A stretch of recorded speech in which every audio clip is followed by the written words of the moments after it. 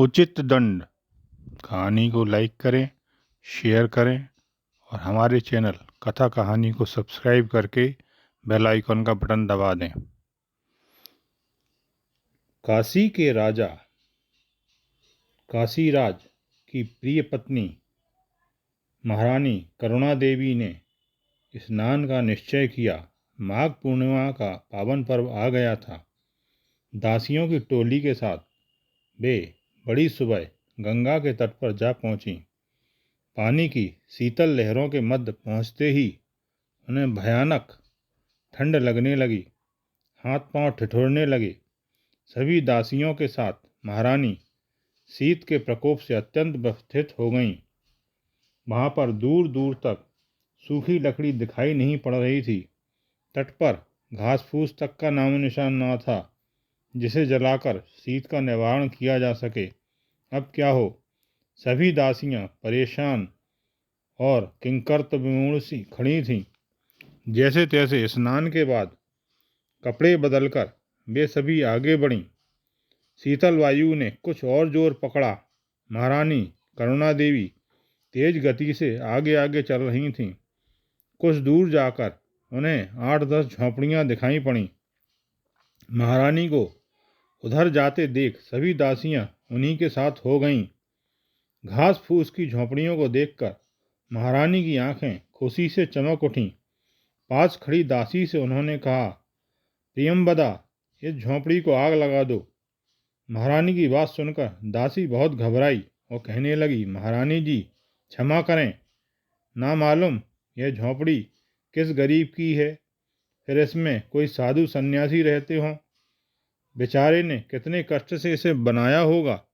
उसका तो यही जीवन सर्वस्व है। झोंपड़ी जल जाने पर बेचारा निराश्रय हो जाएगा। क्या खाएगा, क्या पिएगा, कहाँ जाएगा इतनी ठंड में। दासी की बात सुनते ही महारानी को क्रोध आ गया। वे क्रोध से बरस पड़ी। ज़्यादा ज्ञान की बातें मत बघार, जल्दी से आग लगा दे, मैं ठंड के मारे मरी जा रही हूँ।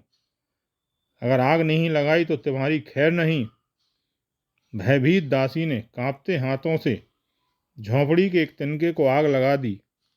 अग्निदेव ने अपनी लपलपाती जिह्वा से क्षण भर में झोंपड़ी को ध्वस्त कर लिया। घास फूस की झोंपड़ी, गरीब का सर्वस्व, आग मिश्रित राख का ढेर हो गया। महारानी के ठंड का निवारण हो गया और वे प्रसन्न हो गईं। पर इतने में ही अग्निदेव के सहयोगी वायुदेव मुखर हो उठे। उन्होंने ऐसी फूंक मारी कि अग्निदेव फिर उठ बैठे। इच्छा से कहिए या अनिच्छा से वे कुपित हो उड़ चले। दूसरी झोंपड़ी, तीसरी, फिर चौथी और अंत में आखिरी झोंपड़ी में पहुंचकर वे खुशी से नाचने लगे। उन्होंने अपनी लपलपाती प्रलयंकारी जिह्वा के सहयोग से गरीबों का जीवन धन, उनका आश्रय, सिर की बनी हुई छत, गृह सामग्री सभी को उद्ध्वस्त कर लिया। जब तक गरीब प्रजाजन भागते दौड़ते अपनी झोंपड़ियों के पास पहुंचे, तब तक सब कुछ जलकर स्वाहा हो चुका था। थके हारे बच्चे, बूढ़े, लाठी के सहारे झुकी कमर को संभाले हुए वृद्ध, बहू बेटियां इस घोर विपदा के तांडव को सूखे नयनों से हतप्रभ, हतबल और निराश होकर चारों ओर से निहार रहे थे। कहीं से कुछ सहारा मिलने की आशा न थी। तभी किसी ने व्यंग बाण छोड़ा, महारानी के काम आ गई ये झोंपड़ियाँ। सचमुच जलकर ये धन हो गईं। महाराज जी का शीत निवारण करके आप लोगों ने बहुत पुण्य कमाया है। क्यों व्यर्थ में हताश निराश हो रहे हैं? महारानी का यह उपकार करने से आप सभी स्वर्ग के भागी बनेंगे। शरीर की नसों नाड़ियों को गतिहीन करने वाली ठंड में भूखी प्यासी गरीब प्रजा शीत के झोंकों को सहती ठिठुरती असहाय पड़ी थी और रो रही थी। महारानी जी महल कब की पहुंच गई थीं। भला उन्हें इनकी चिंता क्यों होने लगी? पर उधर गुप्तचरों ने महारानी के कुकृत्यों का समाचार काशीराज महाराज को सुनाया। सुनते ही दुख कातर प्रजावत्सल मूर्तिमान नीति स्वरूप महाराज की अंतरात्मा रो पड़ी। सभी दीन दुखियों को तत्काल महाराज ने शाही अतिथिशाला में बुलवा भेजा। सबके आते ही महाराज अतिथिशाला में स्वयं पधारे।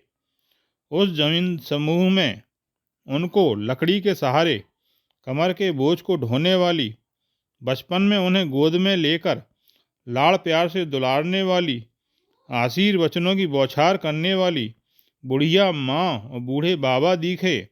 आओ पधारो महाराज जी, राखी बंधवाओ कहने वाली भोली वाली मुँह बोली बहन एक और सहमी सी खड़ी दिखाई दी। ये भी तो आत्मीय स्वजन ही हैं। निश्चल और निस्वार्थ प्रेम से जीवन पथ को सुगंधित और सुरभित करने वाले इन दूर के आत्मीय जनों का कष्ट महाराज सह न सके। उनके नेत्र सजल हो आए। भोजन और रहने का सुचारू प्रबंध स्वयं की देखरेख में राज्य की अतिथिशाला में करके महाराज राजप्रासाद की ओर शीघ्रता से प्रस्थान कर गए। राजप्रासाद में पहुंचते ही महारानी से उन्होंने कहा, ना जाने तुम्हारा नाम करुणा किसने रखा था। प्रजाजनों को कितना कष्ट पहुंचा है। उनकी झोंपड़ियाँ, उनके घर जल जाने से क्या इस कष्ट का तुम्हें अनुभव है। महारानी ने उनकी ओर उपेक्षा से देखा और कहा, घास फूस की झोंपड़ियाँ क्या घर कहलाने योग्य थीं? वे तो जलाने के योग्य ही थीं, सो जला दी गईं। इसमें इतना सोच विचार दुख प्रदर्शन कैसा? इसमें न्याय और अन्याय की कौन सी बात है? आप व्यर्थ में दुखी हो रहे हैं। गर्व और अधिकार के मद में महाराज की बात अनसुनी करके महारानी अंतःपुर की ओर चली गईं। उनकी यह उपेक्षा महाराज से सही ना गई। उनके मन प्राण प्रजाजनों के असहनीय दुख से और रानी की घोर उपेक्षा से कराए उठे। राजसभा की ओर जाते जाते महाराज ने जलती हुई आंखों से प्रधान दासी को राजाज्ञा सुनाई। महारानी के सभी आभूषण और राजसी वस्त्र उतार लो। फटे पुराने वस्त्र पहनाकर एक भिखारिन की वेशभूषाएं शीघ्र ले आओ। ऐसा ही हुआ। महारानी को राजाज्ञा सुनाई गई। तब तक महाराज राजभवन से जा चुके थे। महारानी रोती बिलखती रहीं, पर राजाज्ञा का उल्लंघन कौन करता। राजकोप का भय सभी को लगा रहता है। महाराज राज सिंहासन पर विराजमान हो गए। सभा दरबारियों और प्रजाजनों से खचाखच भरी थी। सभा की कार्यवाही आरंभ हुई। प्रजाजनों की त्रासदी की ओर महाराज ने सबका ध्यान आकर्षित किया। सभी महाराज के श्रीमुख की ओर निहार रहे थे कि अब क्या निर्णय वे करते हैं। तभी सभा भवन में महाराज श्री की धीर गंभीर राजाज्ञा के स्वर गूंज उठे। महारानी जी को लेकर आया जाए। आभूषणों से रहित दरिद्र अवतार सी दिखती रानी ने जैसे ही सभा भवन में प्रवेश किया, सभी प्रजाजन और दरबारी घोर आश्चर्य के साथ उनको देखते ही रह गए। नीतिमान, धर्म धुरंधर, न्याय निष्ठुर महाराज का स्वर फिर सभा स्थल में गूंजा। प्रजा की संपत्ति रानी ने अपने हाथों से नष्ट की है, जिसका ना तो उन्हें दुख है ना ही पछतावा। ऐसी परिस्थिति में नुकसान की क्षतिपूर्ति प्रजा द्वारा राजकोष में दिए जाने वाले कर रूपी धन से करना प्रजा को दोहरा दंड देने के समान है। अतः ऐसे किसी सुझाव पर हम विचार करने की स्थिति में नहीं हैं।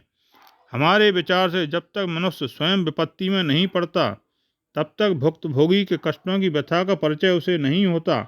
ना तो वह दूसरों के कष्टों की मर्माहंत कर देने वाली पीड़ा को समझ ही पाता है। करुणा देवी, गरीब प्रजाजनों के कष्ट का स्वयं आपको अनुभव हो और भविष्य में ऐसे अमानवीय क्रूरतम व्यवहार की पुनरावृत्ति ना हो, इसलिए आपको राजभवन से निष्कासित किया जा रहा है।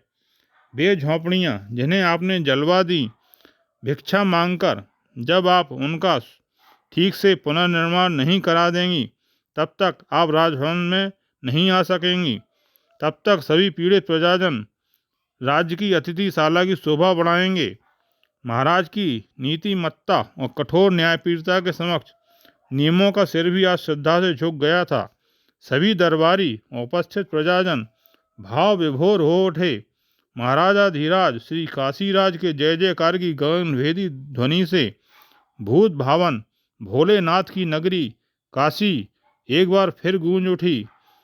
आपने यह कहानी ध्यानपूर्वक सुनी, इसके लिए धन्यवाद।